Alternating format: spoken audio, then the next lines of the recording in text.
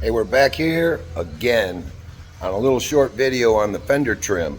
I did the fender trim yesterday, moved it around, pushed it around, tried to make these moldings I got fit, but they don't work.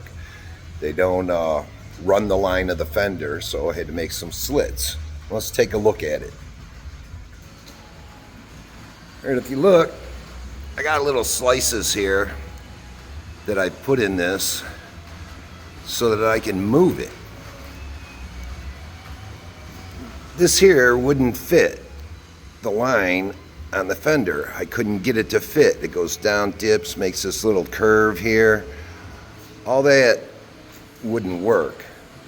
So I slid it and brought it up to the first hole where it bolts to the bonnet and brought it back to where the cowl meets right here. Anyways, what I ended up doing was folding these over nice and tight. This isn't going to move. It's going to get pushed against the cowl. The line come out really good. And then the front, I did a little depth and I just bent them over. And the finish looks a little like this. Now I believe when I push against the body, the rest of it will close. I don't know why they would design something like this, because to me, in the real world, that seems like it would just rub, but hey, it's a 1959, and back then they didn't think of things like that. I tried to put as much paint as I could up in there, but the painter is absolutely gonna hate this, because it's either paint the car completely apart and try to assemble all these things with it painted, which I'm not really happy about. You know, fenders come out really nice, and that's kind of how they ended up. But I was able to fabricate out of some old parts the little molding that goes along the rear end. I'm still waiting for the molding that goes along this. So until the UK sends me 2 parts, I really can't build this. Today I'm going to put the front end on and get the bonnet centered. I just put some new bolts up in the bonnet and blacked out the rear end so that when we put the wheel well on, try not to have so much work inside the wheel well.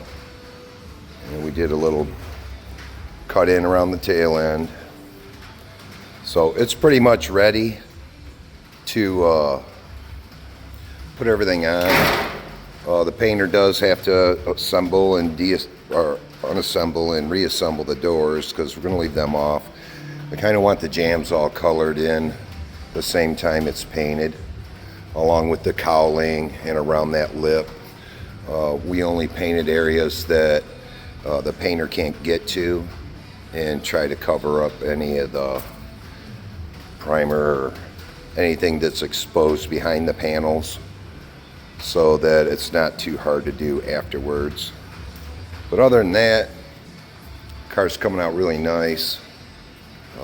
Like I said, I just need the chrome for the back quarters, and then we'll be good. So anyways, I hope that little look helped you guys out. I riveted those little pieces on with little 1/8" rivets, and it's centered up real nice, and the line flows down the fender. That was my main concern, that when you walk up and you look at the fenders, there's no gap.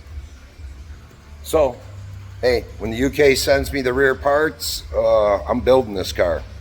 So I'll see you in the next video. Hope you guys learned a little bit about the moldings. I mean, there isn't really too much. People have fun with them. They put them on however they want.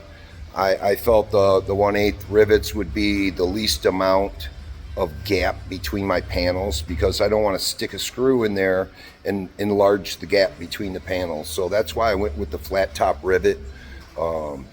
They're really smooth, and here I'll give you a quick look. There isn't really a whole lot of bump there, you know what I mean? So when this goes against the car, of course this is the front fender, so that doesn't really matter. There is a gap around the front where the bonnet goes on, the front end. So I ain't worried about any of that. And plus, when it gets squeezed together, it should all center up real nice. But the rivets are ultimately the way I'm going to go, is the little 1/8" rivets on it. You can see them. They're not real tall.